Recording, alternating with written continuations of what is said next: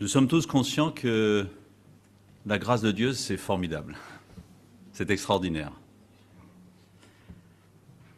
Paul nous en parle.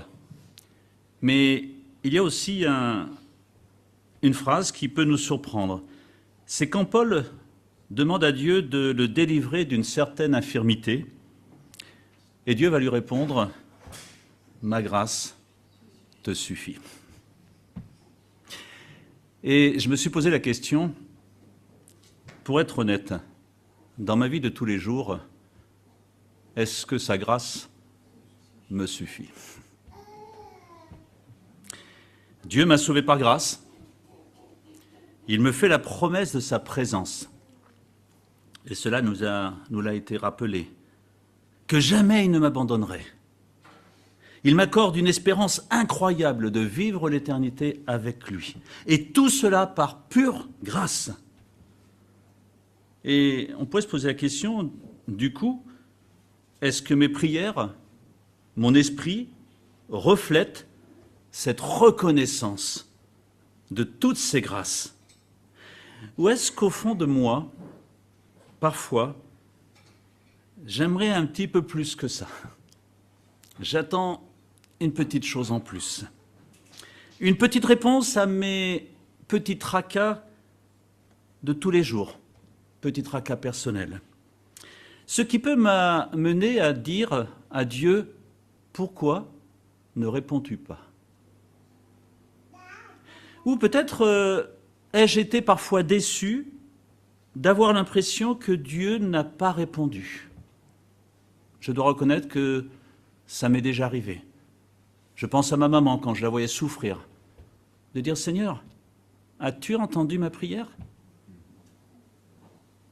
Je vais vous raconter une petite histoire. Alors je suis désolé pour ceux qui étaient au Club de l'Amitié, vous l'avez déjà entendu. Mais voilà, je vais la reprendre parce que, en tout cas pour moi, elle m'a beaucoup questionné sur ma relation avec Dieu. Il y a de cela quelque temps, un de mes amis a puni sa petite fille de 3 ans pour avoir utilisé à mauvais escient un rouleau de papier d'emballage doré. L'argent manquait et il devint furieux lorsque l'enfant voulut décorer une boîte pour la placer sous l'arbre de Noël. Néanmoins, la petite fille apporta le présent à son papa. Le lendemain matin, il lui dit « C'est pour toi, papa ». Bien qu'embarrassé par son comportement exagéré de la veille, sa colère éclata de nouveau lorsqu'il constata que la boîte était vide. Il lui cria « Ne sais-tu pas que lorsque tu offres un cadeau à quelqu'un, il est censé contenir quelque chose ?» La petite fille, les yeux remplis de larmes, le regarda et lui dit « Oh papa, la boîte n'est pas vide. J'ai soufflé plein de baisers à l'intérieur. Je l'ai remplie de mon amour pour toi seul, papa. » Le père était accablé. Il entoura sa petite fille de ses bras et la supplia de lui pardonner. Mon ami me raconta qu'il avait gardé cette boîte près de son lit pendant des années. Lorsqu'il se sentait découragé, il en retirait un des baisers imaginaires et se rappelait l'amour de l'enfant qu'il avait placé là. Je trouve intéressant cette histoire parce que elle me rappelle un peu mon attitude envers Dieu. Un Dieu qui m'a donné une parole remplie d'amour. Mais parfois, ce n'est pas forcément ça que j'attendais ou dont j'ai envie. Vous savez, il y a une différence entre ne pas entendre parce qu'il n'y a pas eu de réponse et ne pas entendre parce que ce n'était pas la réponse que j'attendais. Et parfois, avec Dieu, on peut se retrouver dans ces situations. Est-ce que Dieu me parle? Est-ce qu'il est présent dans ma vie, à côté de moi, même quand il n'apporte pas la réponse que j'attends? La difficulté, c'est que pour être fidèle dans mon service pour Dieu, il me faut lui laisser de la place et quasiment m'effacer devant lui. Et ce n'est pas toujours simple, parce que ce n'est pas tellement dans l'esprit de ce monde d'agir ainsi. Plusieurs fois dans la Bible, on retrouve cette question. Choisissez qui vous voulez servir. choisis, Pascal, qui tu veux servir. Ce qui sous-entend un besoin d'humilité dans mon exercice de travail pour Dieu. Je voudrais vous faire une lecture. Reprenons le texte justement que l'apôtre Paul nous donne dans la deuxième épître aux Corinthiens, au chapitre 12, avec ce verset, j'aurais presque envie de dire, hyper connu, « Ma grâce te suffit ». Mais il y a une suite, il y a un avant, comme dans tout texte que nous retrouvons dans la Bible. Et je vous propose de lire, je vous encourage à relire tout le chapitre 12 chez vous cette semaine. Je vais simplement lire quelques versets à partir du verset 7. Juste avant, Paul parle de tout ce qu'il a vécu d'incroyable. Tout ce qu'il a vécu d'incroyable. Et il dit à ce moment-là, « Et pour que je ne sois pas rempli d'orgueil à cause de ces révélations extraordinaires, j'ai reçu une écharde dans le corps, un ange de Satan pour me frapper et m'empêcher de m'enorgueillir. 3 fois, j'ai supplié le Seigneur de l'éloigner de moi. Et il m'a dit, « Ma grâce te suffit, car ma puissance s'accomplit dans la faiblesse. Aussi je me montrerai bien plus volontiers fier de mes faiblesses, afin que la puissance de Christ repose sur moi. C'est pourquoi je me plais dans les faiblesses, dans les insultes, dans les détresses, dans les persécutions, dans les angoisses pour Christ, car quand je suis faible, c'est alors que je suis fort. » Pas facile de prononcer ces paroles quand on est dans des situations difficiles, compliquées. Dans les versets qui précèdent, Paul a rappelé les difficultés qu'il a rencontrées dans l'exercice de son ministère. Et on voit dans sa manière, dans ce qu'il a vécu, il aurait pu s'en glorifier. Voyez ce que j'ai vécu. Et il va le dire plus tard, attention, mais je ne veux pas tomber dans l'orgueil, vu les résultats impressionnants. Mais très étonnamment, il va mettre plutôt en avant ses faiblesses. Alors, ce n'est pas dans l'esprit de ce monde de mettre en avant ses faiblesses. Quand on se sent faible, on a plutôt envie de se cacher que de se mettre en avant. Par contre, quand je suis fort, j'aimerais que tout le monde le remarque. Et c'est peut-être là, justement, que se situe le problème. Paul veut éviter l'orgueil, ce qui sous-entend la comparaison, la jalousie. On peut imaginer tous ces termes qui peuvent venir derrière la notion de l'orgueil. Dans même mon service pour Dieu. On n'est pas à l'abri pour autant, parce que même à travers un service pour Dieu, on peut tomber dans ces travers. Particulièrement dans une vie d'église, parce que nous restons des hommes. Alors on pourrait se poser la question, mais est-ce qu'il est légitime, comme Paul, de demander la guérison? Oui. Paul supplie le Seigneur de lui ôter cette écharde. Peut-être à ce moment-là pense-t-il qu'elle est un obstacle à son ministère, parce que le contexte de la demande de Paul est clairement dans un contexte d'exercice de son ministère. Pour Dieu. Oui, la Bible nous encourage à prier pour être délivrés de tout ce qui encombre négativement ma vie. Et c'est encore valable aujourd'hui. Et parfois, il le fait. Il me délivre de situations qui sont difficiles. Alors la demande de Paul, elle est légitime. Et nous pouvons, nous aussi, quand quelque chose est difficile à porter, demander à Dieu de nous en délivrer, jusqu'au moment où Dieu répond. Et c'est là que peut-être ça coince un peu. Réponse ou pas réponse? Parce que quand on pose une question, du moment où une question est posée, il nous faut nous attendre à ce qu'une réponse soit donnée, mais c'est la liberté de l'autre d'apporter la réponse. Parce que si je ne suis pas prêt à entendre toutes les réponses, alors ne posons pas de questions. Ou affirmons certaines choses. Être prêt à entendre une réponse, fût-elle différente de celle que j'attends. Et c'est particulièrement vrai dans ma relation avec Dieu. Parce que la question qui peut se poser, c'est est-ce que mon attente de ce que Dieu doit faire est-elle en adéquation avec sa volonté ou avec ma volonté? Dit autrement, quand je demande quelque chose à Dieu, suis-je prêt à l'entendre me répondre autrement que ce que désire ma propre volonté? Parfois, c'est pas aussi simple que ça. C'est pas aussi simple que ça. Derrière la présence de Dieu dans ma vie, peut se poser la question, qui sert qui? Est-ce que c'est Dieu qui me sert ou est-ce que c'est moi qui sers Dieu? Et parfois, on peut très vite se tromper de sens. Quand Dieu dit à Paul, « Ma grâce te suffit », est-ce qu'il a répondu à Paul ou est-ce qu'il n'a pas répondu à Paul? La question de Paul, c'est, rappelons-nous, enlève cette écharde. J'aurais presque envie de dire, Dieu ne répond pas à sa demande, mais il va répondre à sa prière. Je m'explique. La prière de Paul, elle est « J'aimerais te servir efficacement, être fort pour toi ».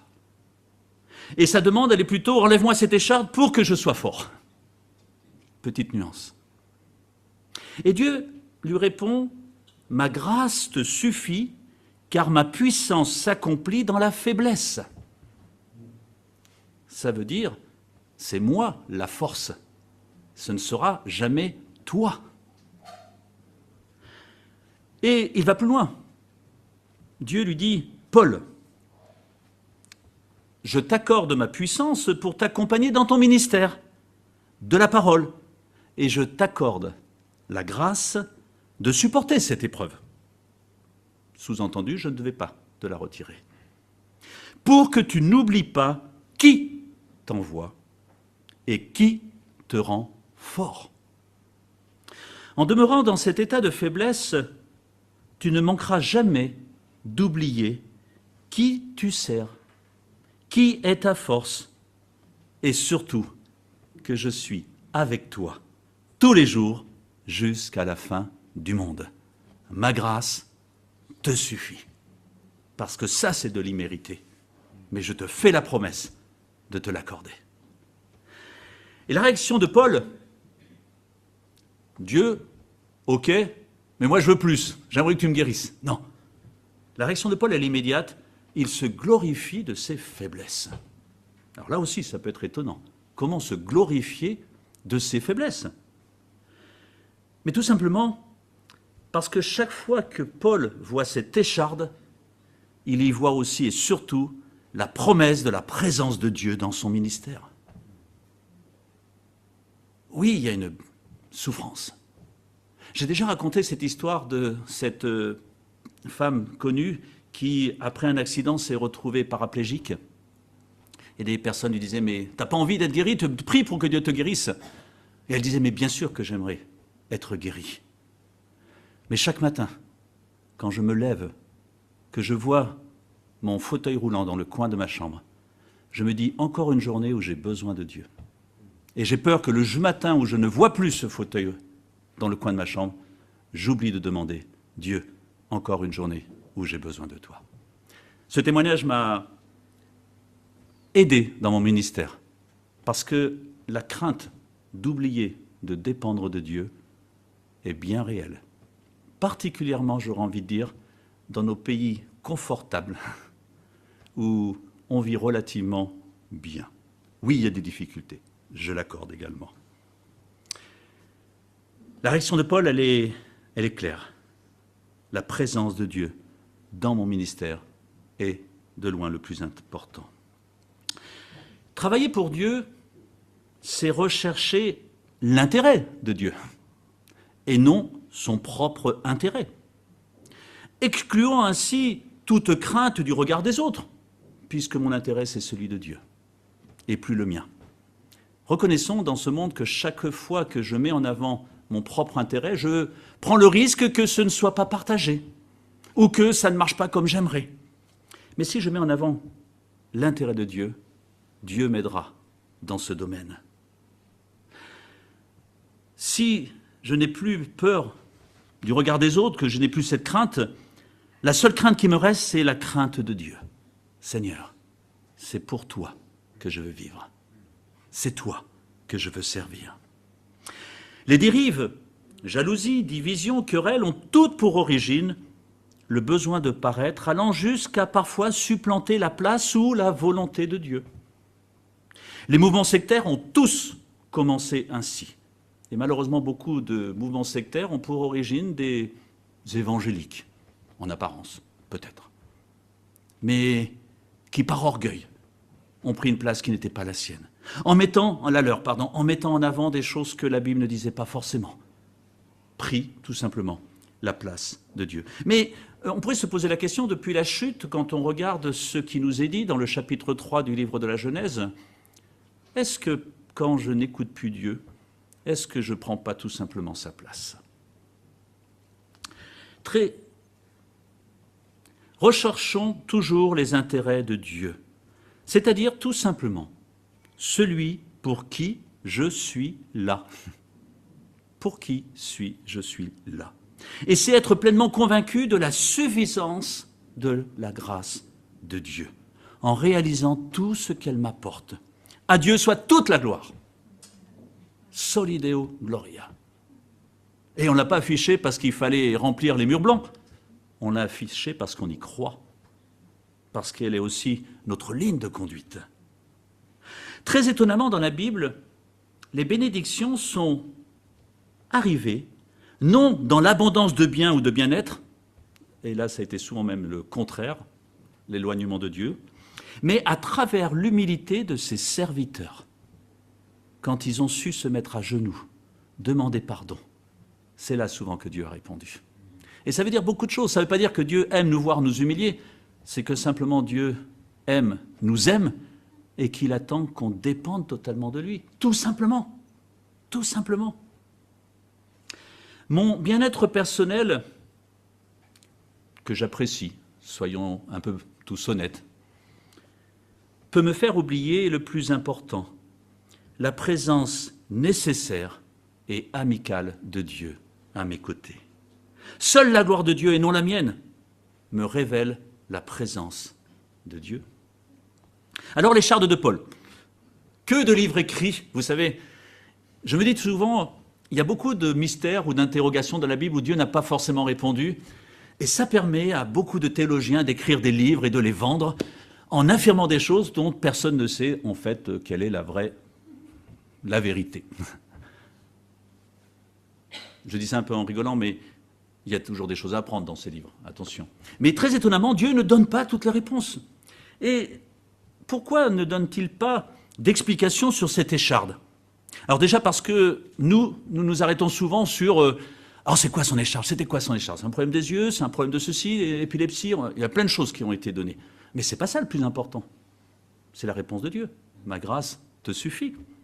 Et puis je crois que dans sa sagesse, Dieu n'a pas souhaité que nous le sachions, de manière à ne pas nous identifier à l'écharde de Paul, au risque de ne pas se sentir concerné, mais pour que notre propre écharde, c'est-à-dire notre point faible, qu'il soit physique ou psychique, nous aide à ne jamais oublier de dépendre de Dieu. La grâce est un cadeau inestimable que Dieu nous accorde. Et la grâce, elle est suffisante. Pourquoi? Parce qu'elle est la promesse de la présence de Dieu et de son amour dans toutes les étapes de ma vie.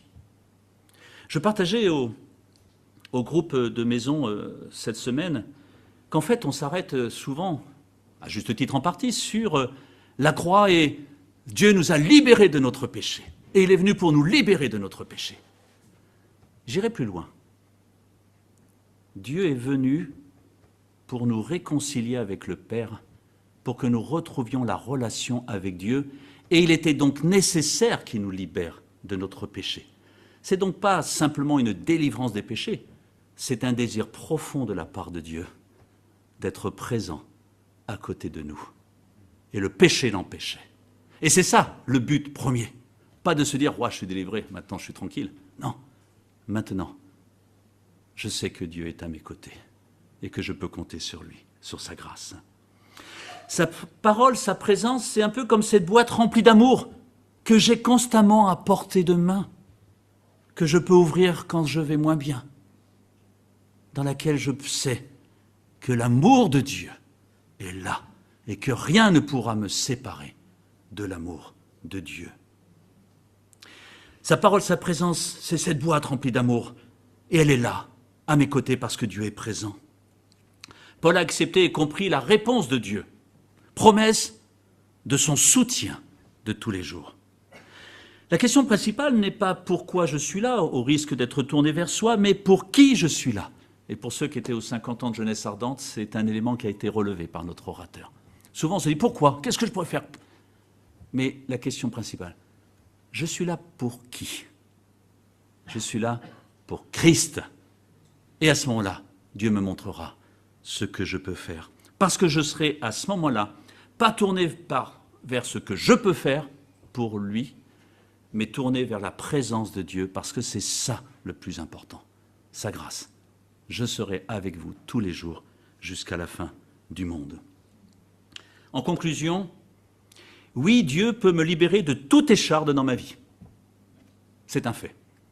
Mais il choisit parfois, en réponse à ce désir de le servir, de m'accorder la grâce d'en supporter une, afin de ne pas oublier qui je sers et pourquoi je le sers, pour sa gloire et sa gloire seule. Mais dans tout ce que contient sa grâce, et on va chanter après un chant qui va dans ce sens, toute sa grâce, c'est largement suffisant pour le servir et supporter ce monde dans lequel je vis jusqu'à son retour. Une petite précision, quand je parle d'écharde dans la chair, ce n'est jamais un péché. C'est toujours une situation qui est parfois difficile à porter, à supporter, qui m'amène, comme je l'ai dit tout au long de ce message, à dépendre de quelqu'un ou de quelque chose, mais là en l'occurrence, de dépendre de Dieu. Paul se réjouissait du coup de ces épreuves, pas parce qu'il aimait avoir mal, mais parce qu'elles manifestaient en même temps la présence de Dieu. Quand je voyais cette écharde, je voyais que Dieu m'avait fait une promesse, ma grâce te suffit et tu peux compter dessus.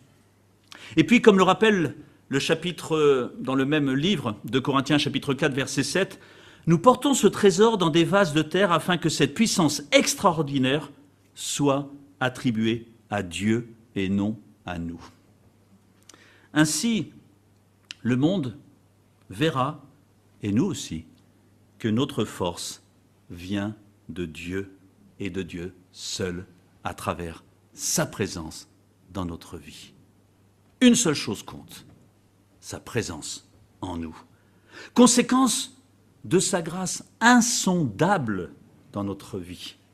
Réalisons-nous ce qu'est la grâce de Dieu dans ma vie.